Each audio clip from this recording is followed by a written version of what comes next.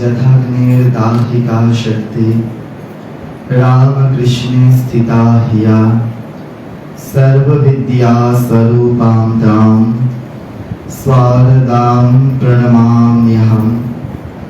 पवित्रं चरितं यस्या पवित्रं जीवनं तथा पवित्रता स्वरूपिण्यै तस्मै देव्यै नमो नमः। नन्दन्तु सर्वभूतानि सृण्हन्तु विजने सुभि स्वस्तिरस्तु सर्वभूतेषु निरतङ्कानि सन्तु च। शिवमस्तु द्विजातीनां प्रीतिरस्तु परस्परं समृद्धि सर्ववर्णानां সিদ্ধিরস্তু চ কর্মণাম। আজকের এই পবিত্র দিন ফলহারিণী অমাবস্যা তিথি। এই তিথিতে রামরাজাতলা হাওড়া রামকৃষ্ণ মন্দিরে আসবার যে এক দুর্লভ সুযোগ আপনারা করে দিয়েছেন, তার জন্য উপস্থিত সকল ভক্ত মণ্ডলীকে আমার ব্যক্তির তরফে এবং বিবেক ব্রতী সেবা ট্রাস্ট, আমি যেখান থেকে এসেছি তার তরফে সকলকে আন্তরিক কৃতজ্ঞতা শুভেচ্ছাদি জ্ঞাপন করছি। আজকে এই যে মন্ত্রগুলি দিয়ে শুরু করলাম, যথাগ্নের দাহিকা শক্তি রামকৃষ্ণে স্থিতা হিয়া, এগুলির বাংলা তর্জমা করলে খুব একটা অপ্রাসঙ্গিক হবে না। যিনি সকলের মধ্যে স্থিত ভগবান শ্রীরামকৃষ্ণ দেবকে প্রণাম করছেন, সেই তাকেই আমরা সকলে মিলে উপাস্য বা উপাসনা করছি। পবিত্রং চরিতং ইয়স্যা পবিত্রং জীবনং তথা। আমরা পবিত্রতা সম্বন্ধে যা ধারণা করতে পারি না, সেই পবিত্রতার যিনি স্বরূপিনী, পূজনীয় স্বামী অভেদানন্দজি মহারাজ লিখছেন, সেই পবিত্রতা স্বরূপিনী শ্রী শ্রী মা শারদা দেবীকে আমরা প্রণাম জানাচ্ছি সমবেত ভাবে। পরের যে মন্ত্রটি উচ্চারিত হলো সেটি একটি সার্বজনীন প্রার্থনা। আজকের এই মহামারী থেকে আমরা সকলে অতিক্রান্ত করে সমবেত হয়েছি মাতৃমণ্ডলী, এখানে আমরা সমবেত ভাবে সেই প্রার্থনা করতে পারি। নন্দন্তু সর্বভূতানি সৃণ্হন্তু বিজনে সুভি। নন্দন্তু সর্বভূতানি অর্থাৎ এখানে যত প্রাণীগণ আছে, বিশ্বের যত প্রাণীগণ আছে, সকলের মঙ্গল হোক। নন্দন্তু সর্বভূতানি সৃণ্হন্তু বিজনে সুভি। বিজন প্রদেশে গিয়েও আমরা যেন অপরের প্রতি আমাদের একটা শ্রদ্ধার ভাব থাকে, সহানুভূতির ভাব থাকে, সম্প্রীতির ভাব থাকে। কিরকম? আমার একটি ঘটনা নিজের চোখে দেখা, যে আমরা সকলে এখানে ভক্ত, তাই না? সকলে ভক্তরা সমবেত হয়েছে, কিন্তু ভক্ত হতে কতখানি আমরা সক্ষম সেটির দিকে একটু আলোকপাত করা দরকার। কিরকম? সেই আলোক সন্ধানে নিজের দিকে ফিরানোর প্রয়োজন কখন না, আমরা সকলে ভক্ত সম্মেলনে যাই, একটি করে ব্যাচ গলায় ঝোলাই। কেন না? আমি ভক্ত, সেই পরিচয়টিকে সকলের কাছে প্রেজেন্ট করবার জন্য। কিন্তু অপদুর্ভাগ্য এই শরীরের চোখে পড়েছিল যে ওই রকম একটি তথাকথিত ভক্ত বেলুড়মঠ থেকে ভক্ত সম্মেলনের ব্যাচটি পড়ে ট্রেনে করে ফিরছেন। ফিরতে ফিরতে হঠাৎ অসাবধানতাবশত ট্রেনের এক যাত্রী সেই ব্যক্তি পায়ের ওপর পাটি দিয়ে দিয়েছে। ভুলে গিয়েছিলেন বোধহয় গলায় ব্যাচটা ঝুলছে। সেই যা হয়তো শুনেছিলেন ভক্ত সম্মেলনে গিয়ে, তার একটাও প্রতিক্রিয়া তার মধ্যে সেই সময় পরিস্ফুট না হয়ে সম্পূর্ণরূপে একটা বিরূপ প্রতিক্রিয়া দেখা যাচ্ছে। তাই জন্য হুঁশিয়ার যে শৃণহন্তু বিজনে শ্রুতি, বিজন প্রদেশে গিয়েও, অপর স্থানে গিয়েও আমরা যেন একটা সম্প্রীতির ভাব বজায় রাখতে পারি। শৃণহন্তু বিজনে শ্রুতি স্বস্তিরস্তু সর্বভূতেষু, সমস্ত ভূতবর্গের মধ্যে যেন একটা স্বস্তির ভাব থাকে। এত মায়েরা এখানে উপস্থিত হয়েছেন আজকের এই শুভ দিনে, পবিত্র ক্ষণে।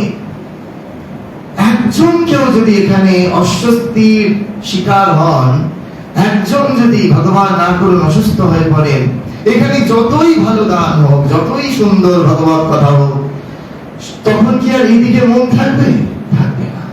তখন মনে হবে কতক্ষণে ওই যিনি অস্বস্তিতে পড়েছেন তার স্বস্তি কি করে ফেরানো যায়। স্বস্তিরস্তু সর্বভূতেষু, এগুলো সার্বজনীন প্রার্থনা, যে তার একজন অস্বস্তির কারণ সকলের অস্বস্তির কারণ সৃষ্টি করে। স্বস্তিরস্তু সর্বভূতেষু নিরাতঙ্কানি সন্তু চ। আমরা এই আতঙ্ক থেকে মুক্ত হতে চাইছিলাম, তাই না? এই যে একটা মৃত্যুর ভয়ের আতঙ্কে আমরা প্রায় 2 বছর অতিবাহিত করলাম, এই আতঙ্ক মুহূর্ত থেকে আমরা সকলে প্রার্থনার জোরে আজকে কিছুটা হলেও মুক্ত। নিরদন্তানি সন্তু চ শিবমস্তু দ্বিজাতীনাম। দ্বিজাতি মানে কি? ব্রাহ্মণ। এখানে ব্রাহ্মণ মানে ওই বইতে ঝোলানো ব্রাহ্মণের কথা শাস্ত্র বলছে না। ব্রাহ্মণ কথার অর্থ হচ্ছে এই, যে ধর্মে যে বর্ণে যারা সংযত জীবন যাপন করে সেই তারাই ব্রাহ্মণ। শিব কথার অর্থ মঙ্গল সূচক। শিবমস্তু দ্বিজাতীনাম, সেই রূপ সংযত ব্যক্তিরা যেন ভালো থাকে। কেন না, যখন আমার আপনার স্খলন পতন ঘটবে, আমি আপনি কার কাছে গিয়ে আমাদের এই ত্রিতাপ জ্বালা দূর করব? সেই জন্য বলা হচ্ছে শিবমস্তু দ্বিজাতীনাম প্রীতিরস্তু পরস্পরম। সকলের মধ্যে একটা প্রীতির ভাব থাকে। প্রীতি ও প্রেমের পূর্ণ বাঁধনে যাবে মিলি পরস্পরে, স্বর্গ আসিয়া দাঁড়ায় তখন আমাদেরই করে মারে। এই হচ্ছে একটা সম্প্রীতির ভাব থাকে, প্রীতির ভাব থাকে। প্রীতিরস্তু পরস্পরম সমৃদ্ধি সর্ববর্ণানাম।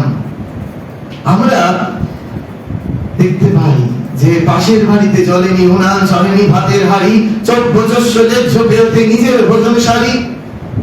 আমরা ভুলে যাই যে পাশের বাড়ির লোকটি খেতে পাচ্ছে কিনা, ফিরেও তাকাচ্ছি না। সেই ব্যক্তিটি ওই দারিদ্রতার শিকার হয়ে শরীর ছেড়ে দেওয়ার জন্য, ত্যাগ করবার জন্য আসেনি। যখন তার ধৈর্যের বাঁধ ভেঙে যাবে, তখন আমাকে আপনাকে হত্যা করবে, প্রয়োজনে সম্পদ লুট করবে। তাই জন্য ভগবানের কাছে প্রার্থনা সমৃদ্ধি সর্ববর্ণানাম, যে সমৃদ্ধি সকলের ভাবে সমানভাবে বন্টিত হোক, সকলেই যেন দুবেলা দুমুঠো খেতে পায়। সিদ্ধিরস্তু চ কর্মণাম। যত ভালো কাজ হচ্ছে জগতে সব কিছু সিদ্ধি প্রাপ্ত হোক। একবার আমার সাথে বলবেন এত সুন্দর একটা প্রার্থনা? নন্দন্তু সর্বভূতানি শৃণহন্তু বিজনে শ্রুতি স্বস্তিরস্তু সর্বভূতেষু নিরতঙ্কানি সন্তু চ শিবমস্তু দ্বিজাতীনাম প্রীতিরস্তু পরস্পরম সমৃদ্ধি সর্ববর্ণানাম সিদ্ধিরস্তু চ কর্মণাম। এই যে আমরা কর্ম দিয়ে শেষ করলাম, তো আজকের দিনটি কি বললাম? কি অমাবস্যা? ফলহারিণী অমাবস্যা। আমাদের হিন্দুদের 3টি এই অমাবস্যা তিথি খুব করে প্রসিদ্ধি। একটি হচ্ছে রটন্তি অমাবস্যা, রটন্তি কালী পূজা, প্রচলন খুব একটা নেই। যেটি বহুল প্রচলিত সেটি যে দীপান্বিতা কালিকা পূজা। আপনারা জানেন যে সময় দুর্গা পূজার পরে যে কালী পূজাটি হয়, এটি বহুল ভাবে প্রচলিত। আরেকটি ফলহারিণী কালী পূজা, এটি কোনো কোনো জায়গায় হয়ে থাকে। ফলহারিণী অমাবস্যা কেন? ফলহারিণী নাম হলো কেন? খুব সোজা বাংলায় তর্জমা করলে বোঝা যায়, যিনি ফল হরণ করেন, তাই না? স্বামী বিবেকানন্দ সন্ন্যাসীর গীতি কবিতায় বলছেন, শুভে শুভ মন্দে মন্দ ফল, এই নিয়ম রোধে নাহি কারো বল। আমরা যে যা কর্ম করছি না কেন সেই কর্মের একটি ফল আছে। যদি শুভ কর্ম করি তাহলে শুভ ফল, যদি অশুভ কর্ম করি তাহলে অশুভ ফল আমাদেরকে ভোগ করতে হবে। মা এতই দয়াময়ী, এতই কৃপাশীলা যে তিনি এই আজকের দিনে ভক্তদের এই সমস্ত ফল, কর্মফলকে তিনি হরণ করে নিচ্ছেন। তাই জন্য তিনি ফলহারিণী। জাগতিক ফল নয়, ফ্রুটস নয় এখানে যে আমরা প্রচুর ফল সাজিয়ে দিলাম, এটা তো একটা লৌকিক আচার হিসাবে ব্যবহৃত হচ্ছে যে আজকের দিন আমরা ফল দিয়ে পুজো দিচ্ছি। কিন্তু আসল তত্ত্বটা হচ্ছে এই যে আমরা আমাদের জাত কর্মজাত যে ফল, সেই ফল মা কি করছেন? মা হরণ করে নিচ্ছেন আমাদের থেকে। এখন এই ফলহারিণী কালিকা পূজা আমাদের রামকৃষ্ণ ভাবধারায় এত কেন গুরুত্বপূর্ণ আপনারা প্রত্যেকেই জানেন। একটু আমরা পিছনে যদি তাকাই তাহলে দেখব যে 1873 মায়ের 19 বছর বয়স, মাতা ঠাকুরানীর 19 বছর বয়স, 49 বর্ষীয়া মা। তখন ঠাকুর দক্ষিণেশ্বরে আছেন, মা জয়রাম বাটিতে আছেন। খবর গেল যে ঠাকুর পাগল হয়ে গেছেন। এমন কিছু কথা রটনা করা হলো যে বলা হচ্ছে শ্যামা সুন্দরী দেবী, অর্থাৎ ওই ঠাকুরের মায়ের মাতা আর কি, আমাদের দিদিমা, সেই শ্যামা সুন্দরী দেবী কে বলা হচ্ছে, পাড়ার লোকেরা এসে বলছেন যে আচ্ছা তুমি কি শেষমেশ পাগল জামাইয়ের সাথে বিয়ে দিলে? পাগল জামাইয়ের সাথে বিয়ে দিয়ে দিয়েছো? শাহরুখকে বলছে, শারদামাকে বলছে তোর জামাই যে পাগল হয়ে গিয়েছে, মানে জামাই মানে শারদামাই, হাজবেন্ড স্বয়ং ভগবান শ্রীরামকৃষ্ণ পাগল হয়ে গিয়েছে, এটা হচ্ছে বলা হচ্ছে। এমন অবস্থায় মা পিছনে হচ্ছেন যে এরকম কেন, যে একেবারে অবস্থা, সবাই এই কথা কেন বলছে? তখন মা ভানুপিসিকে বলেছিলেন যে জানো এই সময় আমাকে ওনার দরকার। তখন ভানুপিসি বললেন যে সবাই এই মার্চ মাস, 1873 মার্চ মাসের কথা বলছি, তখন সবাই ওই সংক্রান্তিতে গঙ্গা স্নানে যাবেন। তো মা বলছেন আমারও দক্ষিণেশ্বরে যাওয়ার স্বাদ হয় খুব, তো আমিও গঙ্গা স্নানে যেতে চাই। তখন ভানুপিসি কি করলেন, তার ওই দাদা রামকুমার তাকে বললেন যে, বলছেন যে দেখো ওই শাহরু গঙ্গা স্নান করতে চায়, গঙ্গা স্নান করতে চায়। তো তখন ওই গঙ্গা স্নানে বললেন খুব ভালো কথা, মায়ের পিতা বললেন খুব ভালো কথা, এটা তো আমি নিয়ে যাব। তো তখন পালকি ছিল, গাড়ি ছিল, কিন্তু ওই কি না, তারা মধ্যবিত্ত, একেবারে নিম্ন মধ্যবিত্ত, তাই না? তো সেখানে গাড়ি পালকি করে যাওয়ার কোনো অবকাশ নেই। তিনি পদব্রজে চলবেন, পদব্রজে যাচ্ছেন, তাই না? এই বৈদ্যবাটির যে গঙ্গার ঘাট, সেখানে স্নান করে দক্ষিণেশ্বরে যাবেন পায়ে হেঁটে। কিন্তু যাত্রাকালে কি হলো, অদ্ভুত ভাবে মায়ের একেবারে শরীর অসুস্থ, ধুম জ্বর, মা চলতে পারছেন না। রাত্রিবেলা একেবারে অবসন্ন হয়ে পড়ে রইলেন সেই পথের মধ্যে। তার পিতা সঙ্গে সঙ্গে ওই ডাক্তার বৈদ্য যা আছে, কবিরাজ বৈদ্য যারা আছে, তাদেরকে সন্ধান করতে এদিক ওদিক ছোটাছুটি করতে শুরু করলেন। এমন অবস্থায় এক অদ্ভুত একটি কন্যা, অত্যন্ত কালো রূপের একটি কন্যা, তিনি মায়ের কাছে এলেন। এসে মাথায় হাত বুলাচ্ছেন আর বলছেন তোমার কোনো ভয় নেই মা, তোমার কোনো ভয় নেই। মা জিজ্ঞেস তুমি কোথা থেকে আসছো?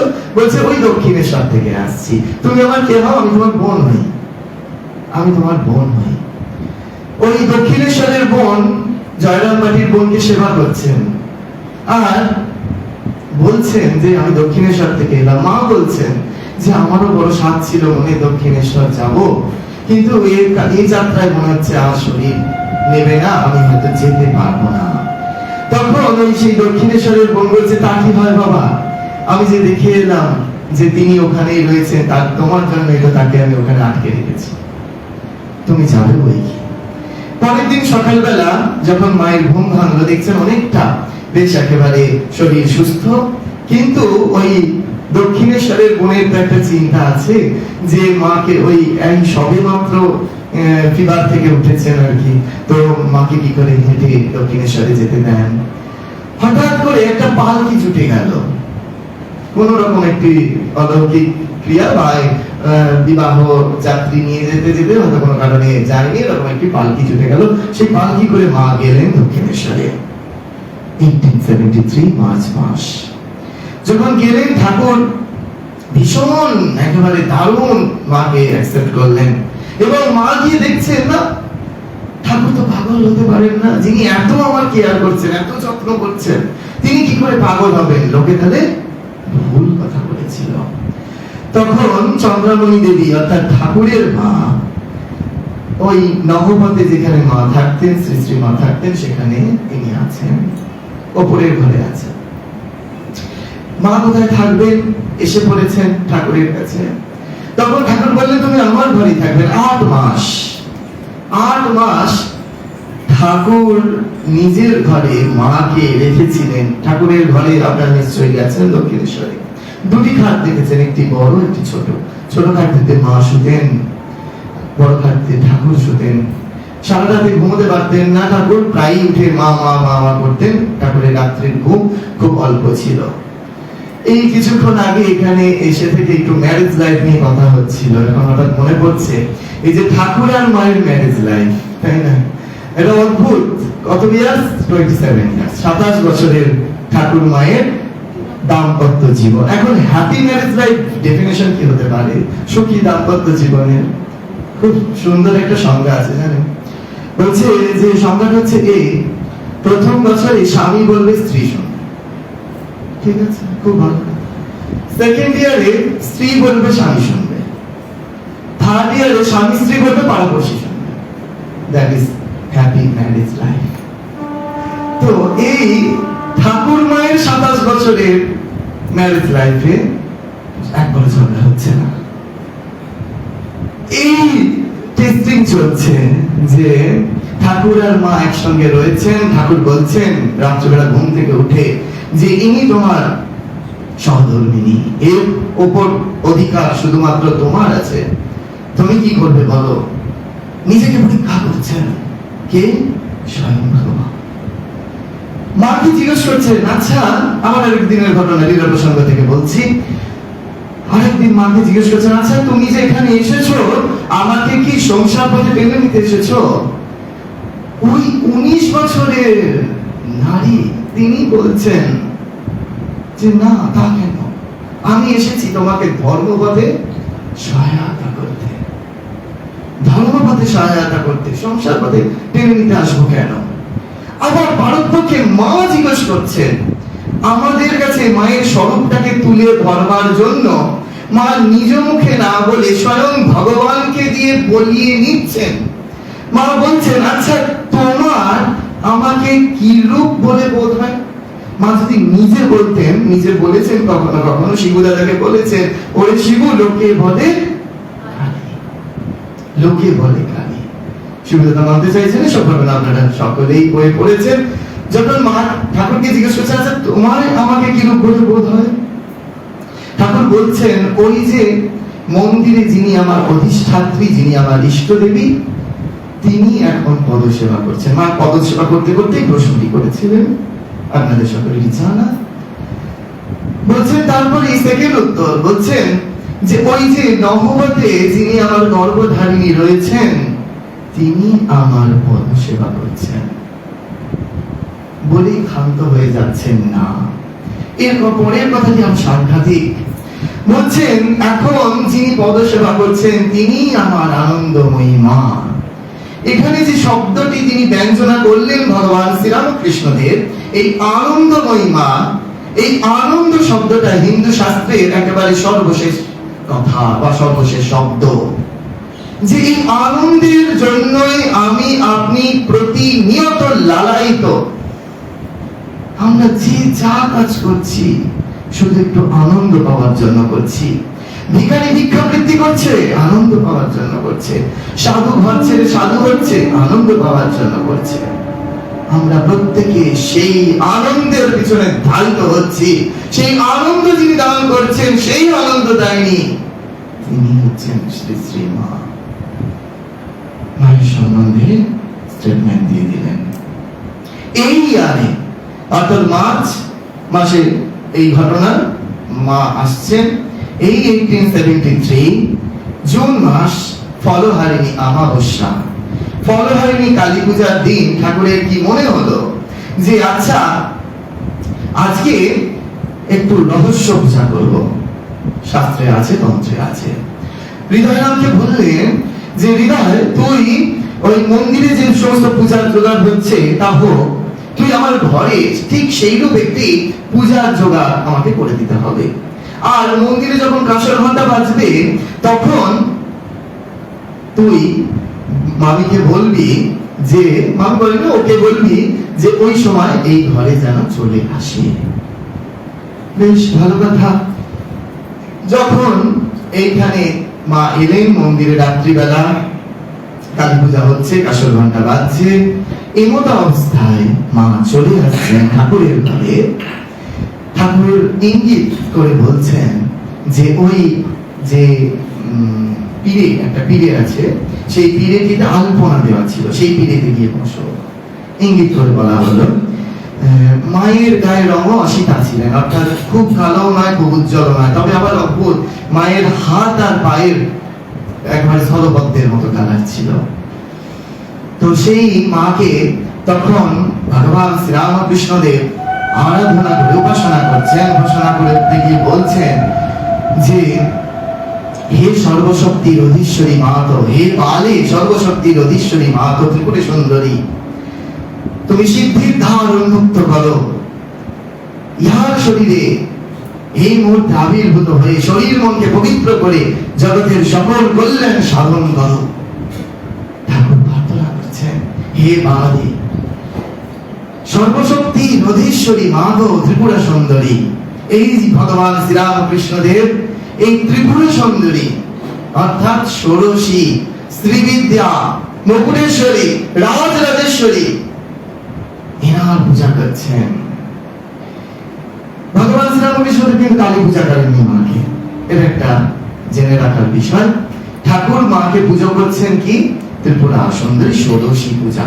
এই আজকের দিনে বেলুড় মঠে মায়ের বিগ্রহ, মায়ের প্রতিচ্ছবি, পটচিত্র, চিত্রপট মায়ের ঠাকুরের ঘরে আনা হয়, ঠাকুরের মূল মন্দিরে আনা হয়। আপনারা ছবিতে সবাই দেখেছেন, বা আজকে হয়ে গেলে কালকে দেখবেন।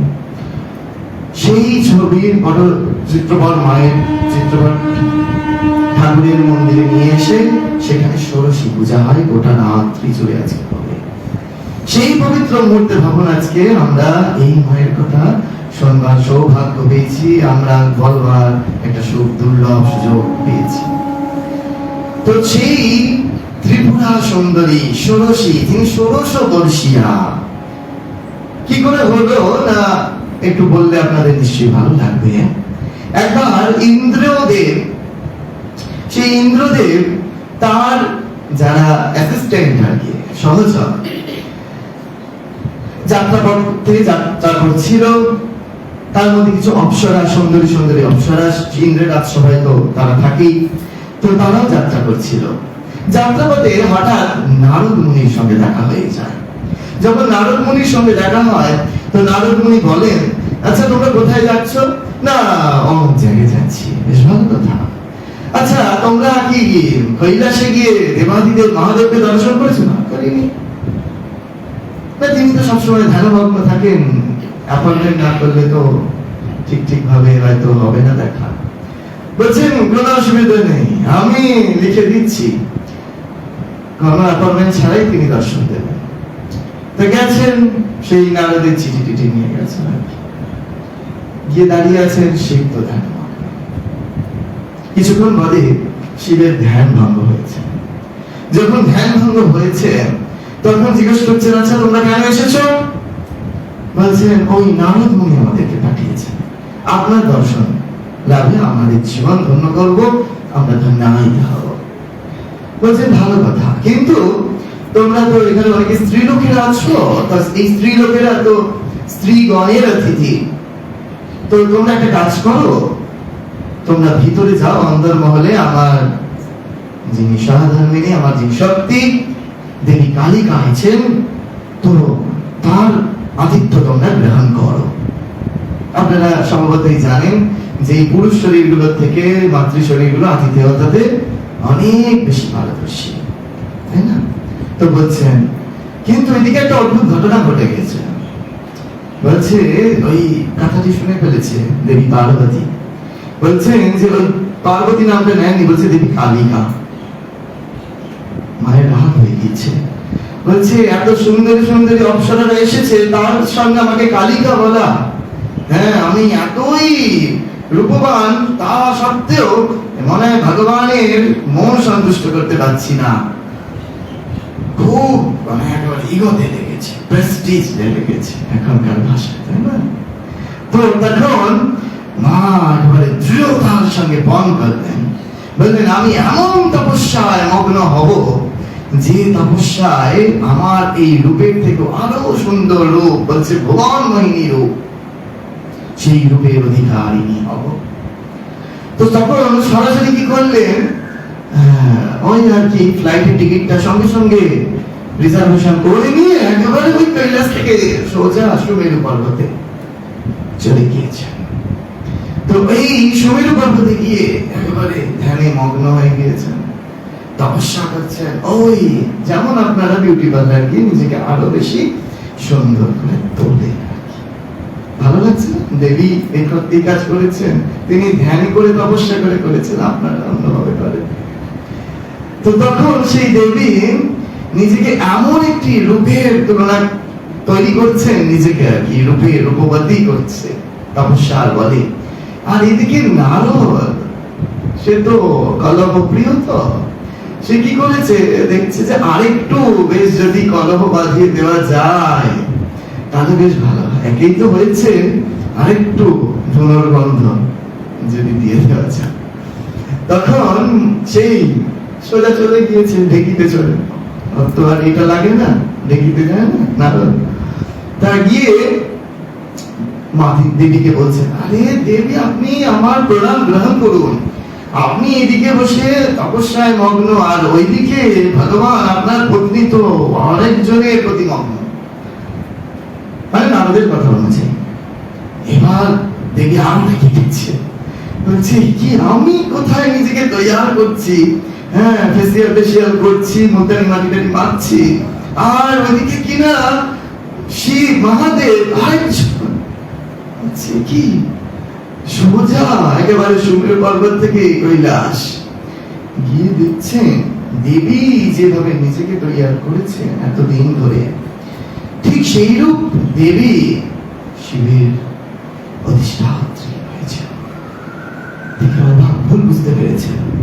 শিব বলছেন, দেখো এই জগতে তুমি ছাড়া আমি দ্বিতীয় আর কাউকে চিন্তা করতে পারি না। অর্থাৎ তুমি এতদিন কষ্ট করে যে রূপের চিন্তা করেছো, আমি তোমাকে সেই রূপেই প্রতিনিয়ত দর্শন করি। ত্রিপুর মানে হচ্ছে স্বয়ং মহাদেব। ত্রিপুরের যিনি সুন্দরী তিনি হলেন ত্রিপুরা সুন্দরী। এই তিনি ওই যুবতী, পূর্ণ যুবতী, 16 বর্ষীয়া, তাই না? তাদের এত বেশি সুন্দর দেখতে, সেই জন্য তার আরেক নাম হলো ষোড়শী। আপনারা জানেন বোধহয় দশমহাবিদ্যা, কালী, তারা, ভুবনেশ্বরী ইত্যাদি ইত্যাদি ভগবান, সেখানে ষোড়শী দেবীর কথা আছেন। সেই যখন মা একের পর এক রূপ বদলাচ্ছেন, শিবকে দেখাচ্ছেন, সেখানে ষোড়শী রূপ ধারণ করেছিলেন। এই ষোড়শী পূজা ভগবান শ্রী রামকৃষ্ণ দেব 1873 মার্চ মাস, এই জুন মাস, ফলহারিণী কালিকা পূজার দিন তিনি করছেন। বুঝে যাচ্ছে? এই একমাত্র শ্রী শ্রী মাকে চিনেছিলেন ঠাকুর আর স্বয়ং স্বামীজি। কারণ স্বামী বিবেকানন্দ নিজে চিঠিতে লিখছেন, দেখো তারক দাদা, তোমরা মাতা ঠাকুরানী কি জিনিস, কি বস্তু বলেছেন ওখানে, মাতা ঠাকুরানী কি বস্তু তোমরা এখনো বোঝোনি। মহাপুরুষ মহারাজকে চিঠিতে লিখেছেন স্বামীজি যে মাতা ঠাকুরানী কি বস্তু তোমরা এখনো বোঝনি।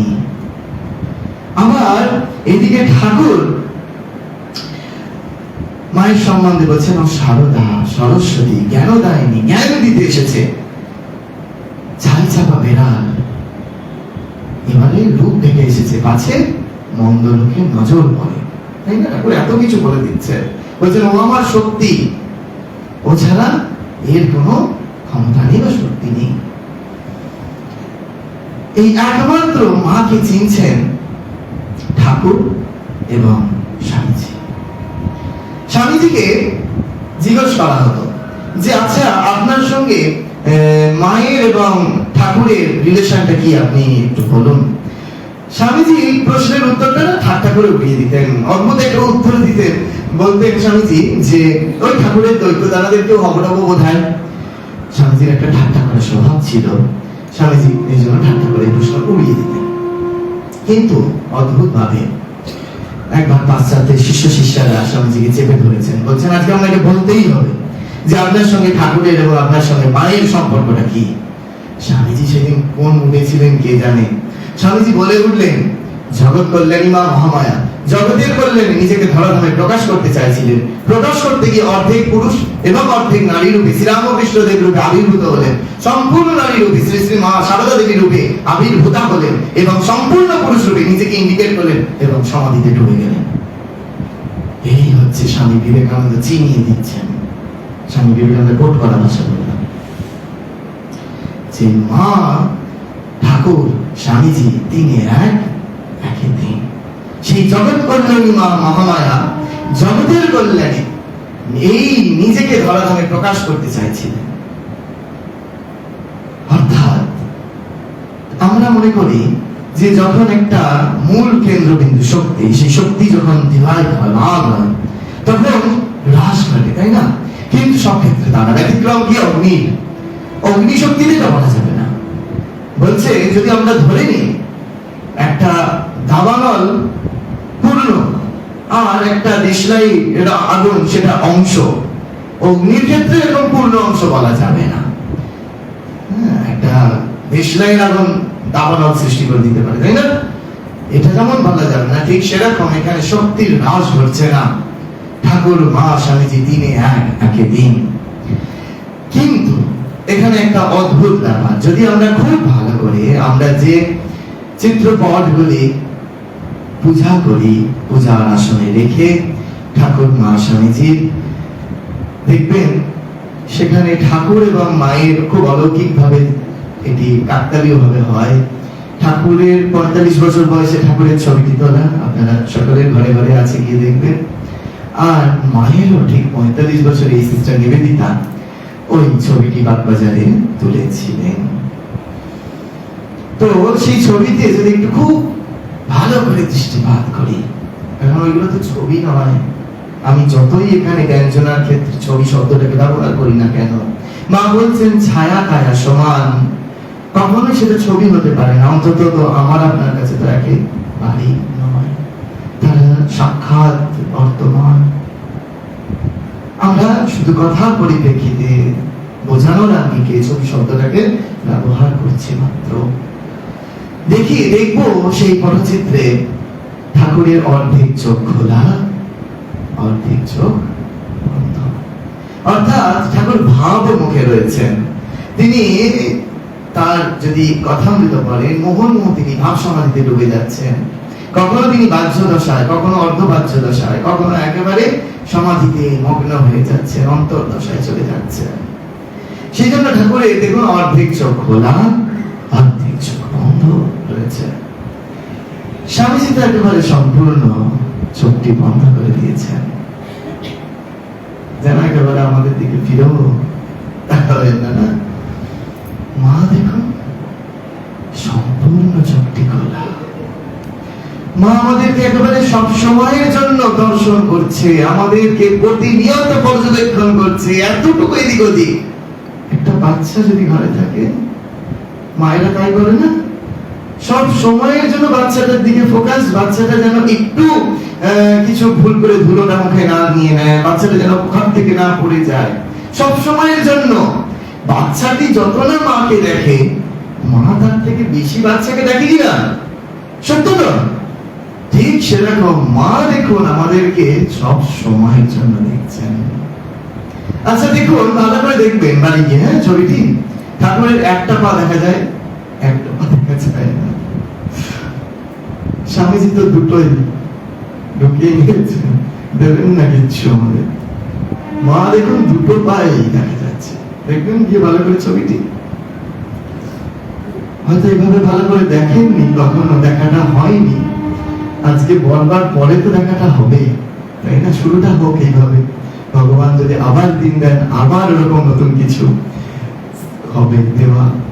তো সেই যে মায়ের কিন্তু দুটি ভাই দেখা যাচ্ছে, অর্থাৎ ঠাকুর ছবিতে দেখবেন একটা পা দেখা যায়, একটা পা। কেন মানে কি? ওই যে ঠাকুর তো একটা শব্দ দিচ্ছে না, ঠাকুরের একবার শুদ্ধ শব্দ সব চাই, একেবারে শুদ্ধ শব্দ হলে ঠাকুর তাদেরকে আশ্রয় দিয়েছে, তাই বেশিরভাগ, তাই না? স্বামীজির রজগুণ, একেবারে রজগুণী ভক্ত দেখুন যত এসেছে, বিরাট একেবারে দার্শনিক, বিরাট রাজা, বিরাট খেলোয়াড়, তারা সব একেবারে স্বামীজির সান্নিধ্য লাভ করেছেন। মায়ের কাছে যত অপান্তেয়। আমি আসছি সেই দিকেই আলোকপাত করবো, যদিও সময় খুব একটা বেশি নেই, তবু আমি চেষ্টা করছি আলোকপাত করবার। কিন্তু এই যে আমরা পটচিত্রগুলি দেখছি, প্রত্যেকে কিন্তু সেই এক সমাধিতে লীন। আমরা ভাবি সমাধি মানে কি চিত্রবৃত্তি নিরোধ, যেখানে চিত্রবৃত্তি আর উঠবে না। কিন্তু এখানে জ্ঞান যোগের সমাধি তা বলে না, রাজযোগের সমাধি এটা বলতে পারে, যেখানে চিত্রবৃত্তি নিরাত হয়ে যায়, চিত্রবৃত্তির একটা বৃত্তির ফুট উঠবে না। কিন্তু জ্ঞান যোগের সমাধি, মা নিজেকে বাদ দিয়ে বাকি দুজনের সম্বন্ধে বলেছেন যে সাদা চোখে আর ভগবানকে দেখেছে কে? এক ঠাকুর দেখেছে আর এক নরেন দেখেছে, নিজের সম্বন্ধেটা বাদ দিয়ে বলেছেন। কিন্তু নিজেরটা বলছেন না, কারণ তিনি অবগুণ্ঠনবতী, নিজেকে প্রকাশ করছেন না, নিজেকে তুলে ধরছেন না, অন্তরালে রাখছেন সকলের থেকে। কিন্তু প্রত্যেকে সেই এক সমাধিতে লীন। যখন বিবেকানন্দ ওই রকম বক্তৃতা, পাশ্চাত্যের বুকে বক্তৃতা দিয়ে নামলেন, পেপারে লিখতে বাধ্য হয়েছিল বিবেকানন্দ ব্রহ্মের মধ্যে ঘুমান, ব্রহ্মের মধ্যে হাঁটাচলা করেন, ব্রহ্মের মধ্যে বক্তৃতা করেন। লিখতে বাধ্য হয়েছিল নিউজ পেপারের এডিটররা, জেনে রাখুন এই কথাগুলো। ঠিক সেরকম সেই এক ব্রহ্ম সমাধিতে ঠাকুর রয়েছেন, মা রয়েছেন, স্বামীজি রয়েছেন, কেউ এতটুকু এক চুলও নামছেন না, তাই না? ঠাকুর বলছেন, কখন ঠাকুরের যাতায়াতটা কিরকম? কথামৃত থেকে ধার করলে নিত্য থেকে লীলা, লীলা থেকে নিত্যে, জোর করে মনটাকে নামিয়ে রাখছেন পান খাবো, জল খাবো বলে। আর মায়ের কিরকম সেটা তো আসবোই। স্বামী বিবেকানন্দ মায়ের সম্বন্ধে কি বলছে একটু বলি। বিবেকানন্দ বলে উঠেছিলেন, মা শারদার আবির্ভাবের সাথে সাথে ভারতবর্ষের ইতিহাসে এক নবযুগের সূচনা হয়েছে। তিনি যে ত্যাগ ও কৃচ্ছতাপূর্ণ জীবন যাপন করে দেখালেন, তা শুধু ভারতবর্ষের নারী মুক্তি আন্দোলনকেই নয়, সমগ্র বিশ্বের নারী মুক্তি আন্দোলনকে অব্যাহত প্রসঞ্জীবিত করবে। এই হচ্ছে বিবেকানন্দের কথা। যদি এগুলো বুঝতে পারি, এগুলো যদি ধারণা করবার চেষ্টা করি, তবে ঠিক ঠিক ভাবে শ্রী শ্রী মাকে বুঝবো। গল্প কথা তো আপনারা বইতে পড়ে নিতে পারবেন, আমি গল্প কথায় যাচ্ছি না, আনবো আলোচনার পরিপ্রেক্ষিতে। কিন্তু বিবেকানন্দের ঠাকুরের এই কথাগুলো যদি একটু অনুধাবন করে, বোঝা বড় শক্ত। বলছেন মা শারদার আবির্ভাবের সাথে সাথে যে একেবারে ভারতবর্ষের ইতিহাসে নবযুগের সূচনা হয়েছে। তিনি যে ত্যাগ ও কৃচ্ছতাপূর্ণ জীবন যাপন করলেন, কিরকম একটু বলি। মারোয়ারিরা দক্ষিণেশ্বরে স্নান করতে গেলে নহবতে যখন মা থাকতেন, বলতে বাধ্য হতেন, এটা একেবারে আমাদের জানকী মাতা। ওই সীতার অশোক বনের সাথে তুলনা করতেন তারা। সেই অশোক বনের দেবী সীতা যেমন কষ্টে, দুঃখে, দারিদ্রে, যন্ত্রণায় দিন কাটিয়েছে, নহবতে মা সেরকম কাটাননি কি? ভাবুন, ওই একটা ঘরের মধ্যে ছোট্ট একটি ঘর, সেই ঘরের মধ্যে রান্না হচ্ছে, সেই ঘরের মধ্যেই থাকছে, আবার নলিনী দিদিরা থাকছে, সবাই একসাথে। আর ঠাকুরের ফরমাসের শেষ নেই, যেমন ভক্ত আসছে তার জন্য তেমন তেমন খাবারের ফরমাস মা নীরবে নিঃশব্দে তাই করে দিচ্ছেন। কোন রকম একদিনের জন্য একটা কথা বলছেন না। আপনারা তো প্রত্যেকেই দক্ষিণেশ্বর গেছেন। এখন যে মাঝে রানী রাসমণির যে মন্দিরটি, সেটা তখন ছিল না। সেই দক্ষিণেশ্বরে ঠাকুরের ঘর আর মায়ের নহবত গুনে গুনে 15 পা। একবার গুনে দেখবেন গিয়ে, গুনে গুনে 15 পা। সেই 15 পায়ের ডিস্টেন্স, কিন্তু মা বলছেন 6 মাস হয়ে গেল ঠাকুরের সঙ্গে দেখা হয়নি। কতবার? 15 বার।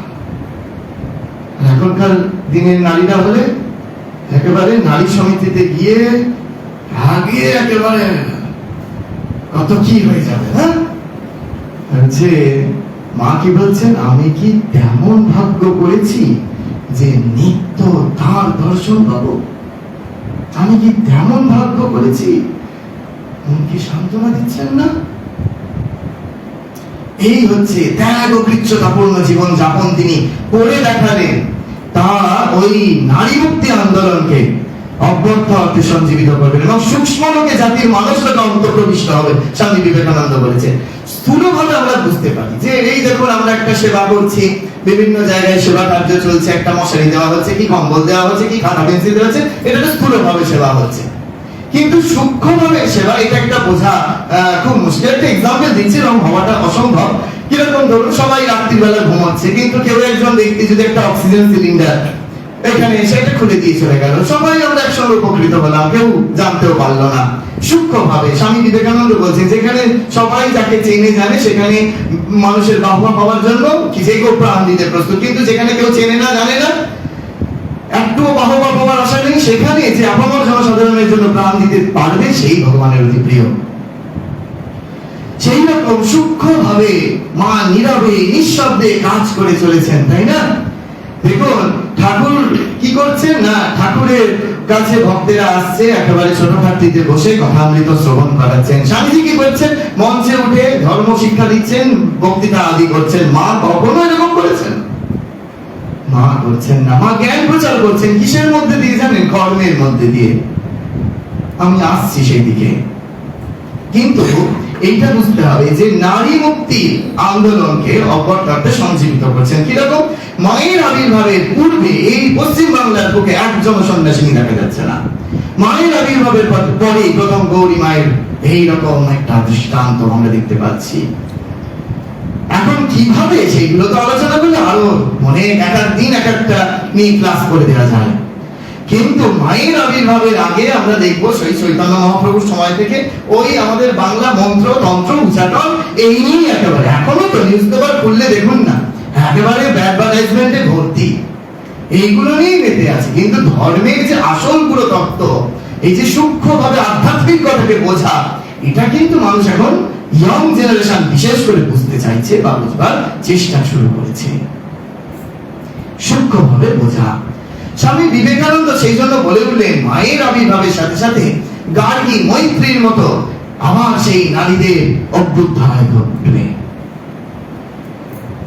এখানে একটি অদ্ভুত, তারপরে তিনি বলছেন তিনি মহাশক্তি জাগাতে এসেছেন, তাই না? স্বামী বিবেকানন্দ বলছেন এখানে একটি অদ্ভুত কথা আমার মনে পড়ে যাচ্ছে যে যাজ্ঞবল্ক্যের দুই স্ত্রী কাত্যায়নী এবং মৈত্রী দেবী। গার্গী তিনি বিবাহিতা ছিলেন না, তিনি অবিবাহিতা ছিলেন, কিন্তু মৈত্রী দেবী বিবাহিতা ছিলেন। তো যাজ্ঞবল্ক্যের দুই স্ত্রী কাত্যায়নী এবং মৈত্রী দেবী। তো যাজ্ঞবল্ক্য যখন সংসার সব ত্যাগ করে চলে যাচ্ছেন, তার যত প্রপার্টি দুই স্ত্রীর মধ্যে ভাগ করে দিচ্ছেন। কাত্যায়নী দেবী কিছু বললেন না, কিন্তু মৈত্রী দেবী বলে উঠলেন, জানি আমি অমিতাভ হতে পারবো না, তা নিয়ে আমার কোনো লাভ নেই। আপনি যে পথে অনুসন্ধানে চলছেন আমাকে সেই পথে নির্দেশ দিন। এই আধুনিক যুগে, এই বর্তমান যুগে শ্রী শ্রী মা আমাদের সেই পথে নির্দেশ দিচ্ছেন, যে পথ অবলম্বন করে আমি আপনি সেই পরম শান্তি পরমানন্দের, কারণ তিনি আনন্দ দায়নি, পরম শান্তি পরমানন্দের অধিকারিণী হব। এখন তিনি বলছেন, স্বামীজি বলছেন তিনি মহাশক্তি জাগাতে এসেছেন। মহাশক্তি কিরকম? তার শক্তির পরিচয় কিরকম? ঠাকুর বলেছেন ও আমার শক্তি, ও আমার শক্তি। মায়ের ক্ষেত্রে দেখুন, মায়ের মধ্যে অসাধারণ কাজের শক্তি, তারপরে জ্ঞান শক্তি, তারপরে আধ্যাত্মিক শক্তি, তারপরে বিচার শক্তি। এক এক করে যদি এগুলো বিশ্লেষণ করি না, এও এক একটা ক্লাস হবে। মায়ের এই শক্তি নিয়ে এক একটা ক্লাস। আমি একটু ছোট ছোট করে সময় নিরিখে বলে বলে চলে যাব। বলা হচ্ছে প্রথম দেখুন, বলছে আধ্যাত্মিক শক্তি। কিরকম বলি? বেলুড় মঠে কিছু মানুষ দীক্ষা নিতে এসেছেন, তখন মহারাজ মানে রাজা মহারাজের কাছে, ব্রহ্মানন্দজি মহারাজের কাছে। ব্রহ্মানন্দ মহারাজ দেখেই বলছেন যে না না না না না, তবে তোমরা তোমাদের আমি দীক্ষা দেওয়ার ক্ষমতা আমার নেই, মানে এত দুশ্চরিত্র এত পাপ কাজ করেছে, বলছে না তোমাদের আমি দীক্ষা দিতে পারবো না। তারা কি করেছে, সোজা মায়ের কাছে চলে গেছে। মা অক্লেশে তাদেরকে দীক্ষা দিয়েছেন। ইনারা যারা দীক্ষা দিতে পারছেন না, মা সেই সব অক্লেশে হজম করে নিচ্ছেন। যখন আমার প্রণাম করতে এসেছেন, ব্রহ্মানন্দ মহারাজ বলছেন মা সবকিছু হজম করে নিতে পারে, আমরা পারি না। এই হচ্ছে মায়ের অসাধারণ আধ্যাত্মিক শক্তি। কাউকে ভাগ দিচ্ছেন না। দেখুন যারা এসেছে, মায়ের শরীর হরুদর অসুস্থ, বাগবাজার মায়ের বাড়িতে এক পার্সি যুবক এসেছেন মায়ের কাছে দর্শন করতে। মায়ের কাছে দর্শন করে আকাঙ্ক্ষা করছেন মায়ের কাছ থেকে দীক্ষা নেবেন। মা বলছেন তলায় শরৎ আছে, যাও যাও যাও, গিয়ে অনুমতি নিয়ে এসো। মা জানেন শরৎ মহারাজ কি অনুমতি দেবেন, কি বলবেন। শরৎ মহারাজ একটা অদ্ভুত সুন্দর কথা বললেন। বললেন যে মায়ের যদি ইচ্ছা হয় তার পার্সি চালা করবার, তা করুক না। ওই দুপুর বেলা তিনি এসেছেন, তার দীক্ষা হয়ে গেল। মা স্টেশনে দীক্ষা দিয়েছেন। স্টেশনের মধ্যে সেই কুলি মায়ের একেবারে পায়ের কাছে এসে পড়েছেন, মা তাকে কৃপা করেছেন, তাকে দীক্ষা দিয়েছেন। আর বর্তমান সময়ে মা তো আমাদের মুহুর্মুহ কৃপা করে যাচ্ছেন। এই হচ্ছে আধ্যাত্মিক শক্তি। এবার বলি অসাধারণ কাজের শক্তি। সপ্তাহে মাতৃশরী বেশিরভাগ, একটু মায়ের কিরকম অসাধারণ কাজের শক্তি একটু শোনায়, মন্দ হবে না। মায়ের সময়ের তুলনায় কাজ অধিক। মা রাত্রি সেই 3টের সময় উঠতেন, তাই না? তারপর থেকে ওই জপ ধ্যান করবার পরে যেই ভাড়ারে ঢুকতেন, তারপর থেকে মুহুর্মুহ কাজ। বলছে পানের পর পান সাজতে হচ্ছে, এত ভক্তেরা আসছে, বিরাম নেই, বিশ্রাম পাচ্ছেন না।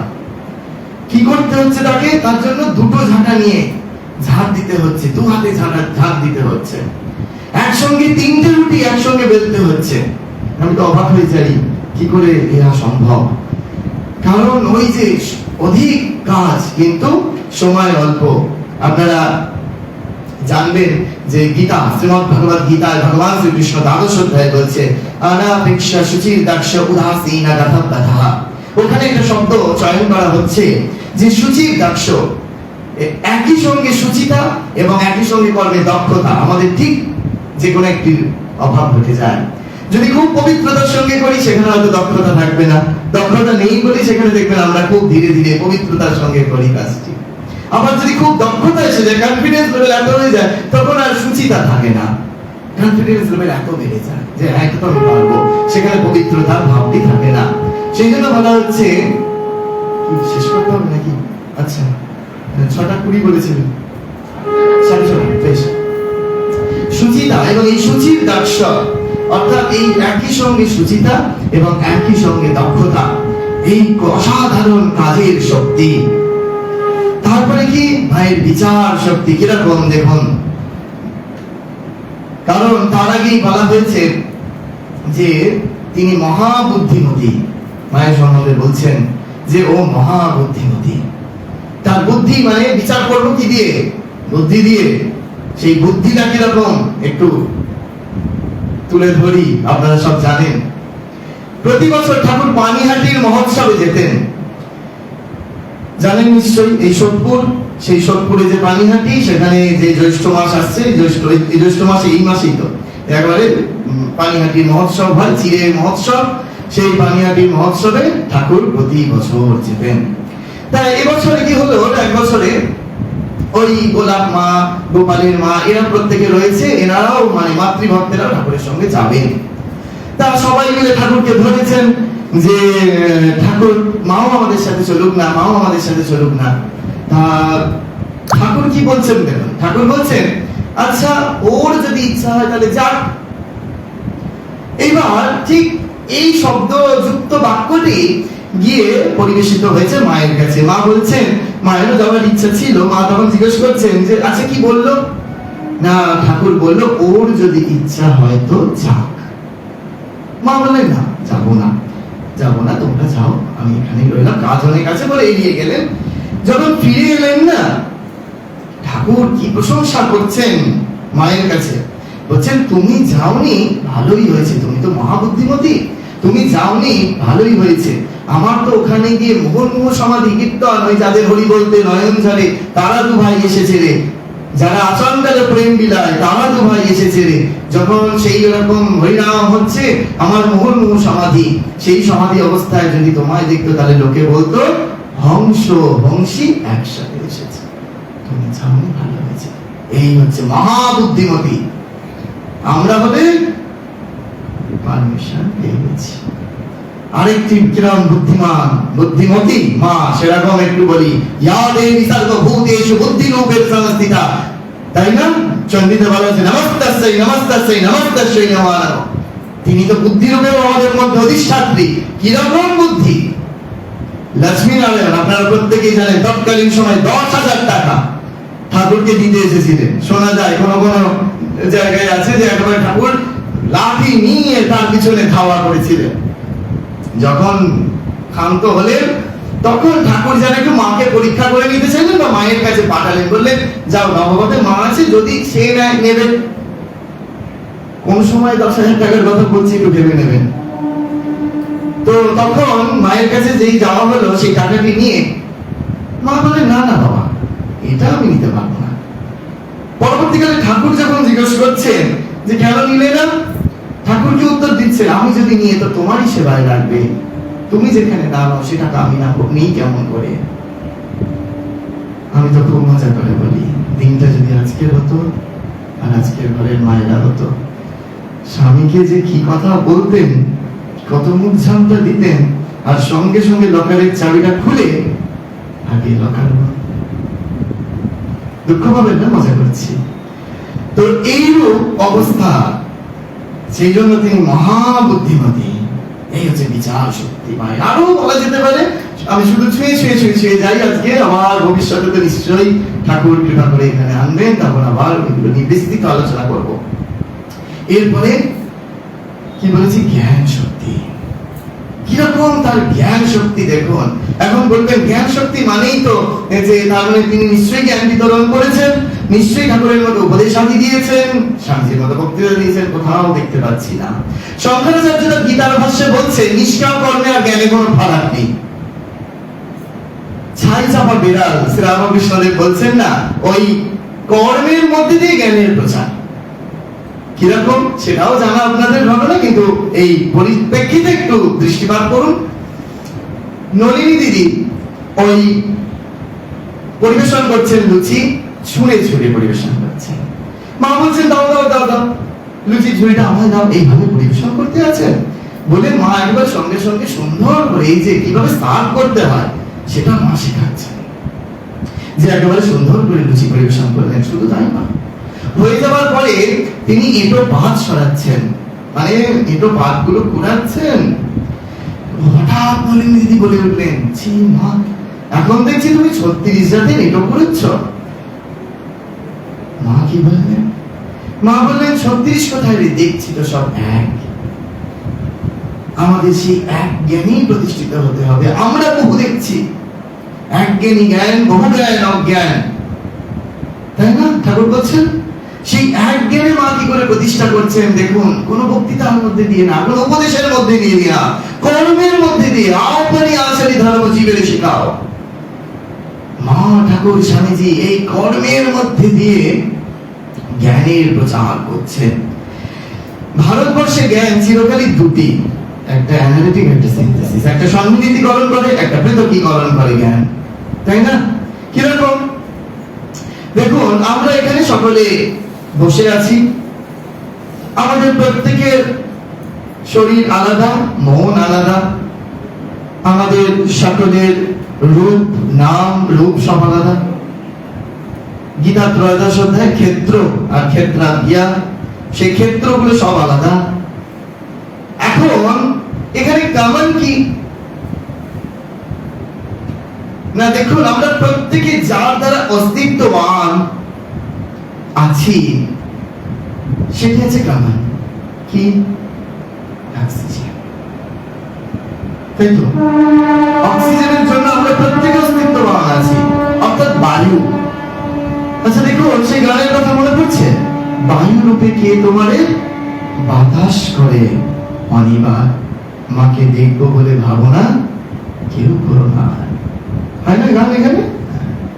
তাহলে বায়ুরূপে যিনি রয়েছেন, এই অঙ্কে দর দর ঝরে যবে সেদ বৃন্দু ঝরে, বায়ুরূপে কে তোমারে বাতাস করনিবার। যখন আমরা অত্যন্ত একেবারে গরমে অতিষ্ঠ হয়ে উঠছি, তখন যদি একটু বাতাস পাই, বায়ু পাই, যে বায়ুর দ্বারা আমরা প্রত্যেকে অস্তিত্ববান হয়ে রয়েছি, সেই বায়ুকে বায়ুরূপে কে তোমারে। তাহলে বায়ুরূপী মাও তো আমাদের অস্তিত্ব অস্থায়ী করে রেখেছে। অস্তি নাস্তি ভাবি। তাহলে এই হচ্ছে সম্মিলিতকরণ করছে জ্ঞান আমাদের। আরেকটি কি পৃথকীকরণ করছে। কিরকম? একটা বাচ্চা, সে কিন্তু একটা ধুলো থেকে খাদ্যকে তফাৎ করতে পারে না, তাই না?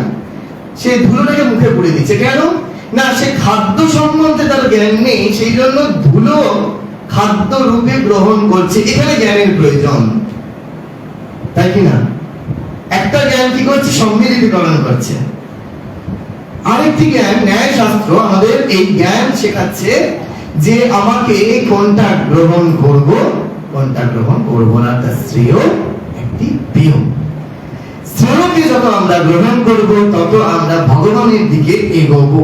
যত গ্রহণ করব আর যত প্রিয় বস্তুগুলি গ্রহণ করব, তত ভগবান থেকে দূরে সরে যাব। শ্রেয় বস্তু কি? যা চিরন্তন, যা চিরকালীন শাশ্বত থাকবে, সেটি শ্রেয় বস্তু। তাহলে এই হচ্ছে অসাধারণ জ্ঞান শক্তি। কিরকম? মায়ের একটি কথা মা বলছেন যে দেখো, সংসারে সকলকে নিয়ে থাকবে, যার উপর যেমন কর্তব্য তেমনটি করবে, কিন্তু ভগবান বই কাউকে ভালোটি বাসবে না। দেখুন মা তাই করছেন না? সারাটা জীবন ধরে মা এটি করে দেখাচ্ছেন হাতে নাতে, যে যার উপর যেমন কর্তব্য। এখন মনে হতে পারে মায়ের সংসার তো এত বড়, কিন্তু তারপরেও দেখুন মা নিজের যারা সংসারের, অর্থাৎ যে চার মামার কথা আমরা জানি, কালী মামা, বড়দা মামা, অভয় মামা, এদের প্রতি মা কি বিরূপ হচ্ছেন? জয়রাম ঘাটিতে মায়ের আবির্ভাব তিথি পালিত হচ্ছে। মা জীবিত, তখন সশরীরে আছেন, মায়ের পূজা হচ্ছে, সমস্ত পদ্ম দিয়ে পূজা হচ্ছে। মা নিজে বলছেন এর নামে পদ্ম দাও, ওর নামে পদ্ম দাও, মানে সকলের মঙ্গল কামনা নিজে করছেন। হয়ে যাবার পরে যিনি রাজ রাজেশ্বরী, যার জন্যই উৎসব, তিনি হঠাৎ করে মাছের বাটি নিয়ে মাছ ধুতে যাচ্ছেন পুকুরে। কেন না? তার এক ভাতুষপুত্রী, অর্থাৎ ভাইয়ের স্ত্রী তো অন্তঃসত্ত্বা, ওইটি না করলে, ওইটি না খেলে তার ঠিক ঠিক পথের কাজ করবে না। যার আবির্ভাব তিথি, যাকে নিয়ে এত অনুষ্ঠান, তিনি যাচ্ছেন ওই মাছ ধুতে। কেন না? সেটির দায়িত্ব তার। এই দেখুন না, এরকম মনে হয় না যে যার উপর যেমন কর্তব্য, এই কথাটা বলতে গিয়ে বললাম, মা ঠিক তার উপর তেমনটি করছেন। গিরিশ ঘোষ গেছেন জয়রাম বাটিতে, দেখছেন গিরিশ ঘোষ প্রতিদিন একেবারে সাদা ধবধবে চাদরটি বিছানায় পাতা, প্রতিদিন সকালে দুধ চা কোথা থেকে আসছে। মা ওই গিরিশ সাদা বিছানায় একেবারে শুতে ভালোবাসেন বলে তিনি প্রতিদিন ওই বিছানা চাদরটি তুলে পূর্ণি পুকুরের ঘাটে গিয়ে রোজ সাফ করতেন। মা জানতেন গিরিশ ঘোষ দুধ চা খেতে ভালোবাসেন, সেই জন্য তৎকালীন সময়ে লোকের বাড়ি বাড়ি দুধ ভিক্ষা করে এনে সন্তানের জন্য একটু চা রন্ধন ক্রিয়া করছেন। গিরিশ ঘোষ জিজ্ঞেস করছেন তুমি আমাদের কেমন মা? মা তার উত্তরে বলছেন আমি সত্যকারের জননী, আমি গুরুপত্নী নই, আমি পাতানো মা নই, আমি কথার কথা মা নই, আমি জন্ম জন্মান্তরের মা।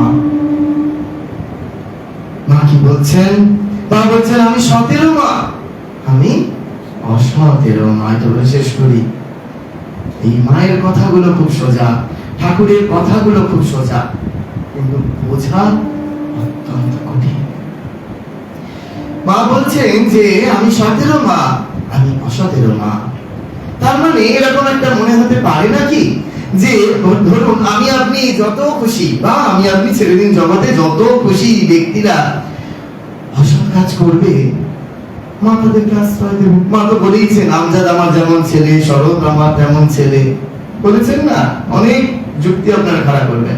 আমজাদকে কখনো বলেছেন যে বাবা ডাকাতি করো না? বলছেন না। কিন্তু কি দিচ্ছেন জানেন? ভালোবাসা দিচ্ছেন, লাভ থেরাপি। এক অদ্ভুত থেরাপি এটা। ভালোবাসার বিনিময়ে না সে আর ডাকাতি করতে পারবে না। ডিরেক্ট মা বলছেন না যে বাবা ডাকাতিটা করো না। যাই হোক, তাহলে আমাদের এরকম মনে হতে পারে তো যে জগতে এই এত অসৎ কাজ করছে, মনে করলো আপনার সাথে কেউ ঝগড়া করছে। হ্যাঁ, মা দেখেছো আমার সাথে ঝগড়া করছে, এদের তুমি দেখো। আমার মনে হতে পারে যে বইটা বললেন, মা তো বলছে বা ছবিতে হয়তো লেখা রয়েছে আমি সতেরো মা, আমি অসতেরো মা। ও তার মানে তুমি ওদেরও মা, তাহলে আর কি এরকম মনে হবে না? কিন্তু তার আগে আমাদের এবারে রাগে কর্ষণ করেছি যে মা তোকে দেখে নিও, হ্যাঁ আমার সাথে কিনা এইরকম কথা বলে। কিন্তু মায়ের কাছে এই প্রসঙ্গে কি হয় বলতে বলতে এত মাথায় আসে না, তখন কোনটা ছেড়ে কোনটা বলবো আর একটা বলতে যাচ্ছিলাম, আবার একটা মনে চলে এলো। মায়ের কাছে একবার এক ডাক্তার নিয়ে এসেছেন, ডাক্তারের স্ত্রী, বলবো আচ্ছা, ডাক্তারের স্ত্রী এসেছে। স্ত্রী এসে মাকে বলছেন, মা একটু প্রার্থনা করবেন ঠাকুরের কাছে। কি প্রার্থনা করবো বাবা? না তোমার ছেলে, মানে তোমার ছেলে মানে কি? আমার স্বামী, তাই না? এরকম বলি না যে তোমার ছেলে। বলছে যে তোমার ছেলে একটু যাতে আয় বৃদ্ধি হয়। একটু নীরব হয়ে গেলেন, চুপ করে থেকে মা বলছেন, না আমি এই প্রার্থনা করতে পারবো না। বলেই এবার মা বলছেন, আমি একজনের আয় বৃদ্ধি করতে গিয়ে আমার বাকি সন্তানেরা কি অসুখে পড়বে? এই দেখুন অসাধারণ বিচার শক্তি না? মা তো সকলেরই মা, তাহলে তোমাদের প্রার্থনা করে দিতে পারতেন কি পারতেন না? করা উচিত ছিল কি ছিল না? ছিল তো, করলেন না। মা বলছেন না এটা প্রার্থনা করতে পারবো না। বলছেন ডাক্তারের আয় বৃদ্ধি হয় কখন? তাহলে মা কি পারবেন যে আরেকজনকে অসুস্থ করে তার আয় বৃদ্ধি করতে? এই হচ্ছে মায়ের অসাধারণ বিচার শক্তি। যেরকম ঠিক সেরকমই মা, এটা কমন কথা, আপনারা সবাই জানেন। মা বলছেন ছেলে যদি কাদা ধুলো মেখে আসে তাহলে আমাকে তো ছেড়ে কোলে তুলে নিতে হবে। সবাই শুনেছেন এই কথাটা? সবাই শুনেছেন। কত বড় আশ্বাস বাণী দিচ্ছেন না আমাদের যে মায়ের কোলে আমরা সকলেই উঠবো। এইটা তো একেবারে নিঃসন্দেহ, কোনো সন্দেহ নেই, তাই না? এই জন্যই তো ঠাকুর এসেছেন। ঠাকুর মা এসেছেন কেন না? আমাদের দুঃখ অনুধাবন করে, আমাদের দুঃখকে অনুভব করে, আমাদের দুঃখকে ত্রাণ করবার জন্য, তাই না? যে বলা হচ্ছে যে আমাদের দুঃখ যিনি হরণ করে নেন তার জন্য জগতে তিনি এসেছেন। এখন সেই দুঃখকে হরণ করবেন কেমন করে সেটা একটুখানি বলা, যে এখানে কি ওয়ার্ড আছে। মা বলছেন যে যে যার ছেলে যদি কাদা ধুলো মেখে আসে তাহলে আমাকে কি করবে, কি করতে হবে? ঝেড়ে কোলে তুলে নিতে হবে। এখানে কি ওয়ার্ড আছে? ঝেড়ে। খুব সুন্দর, মন দিয়ে শুনুন। মা যদি বলতেন আচ্ছা ছেলে যদি কাদা ধুলো মেখে আসে, আমি তো মা, আমাকে তো কোলে তুলে নিতেই হবে, খুব ভালো কথা, মা তাহলে কোলে তুলে নিতেন, কোনো অসুবিধা নেই, সবাই আমরা কোলে উঠতে পারতাম। মা বলছেন না, কি ওয়ার্ডটা হচ্ছে এই ঝেড়ে।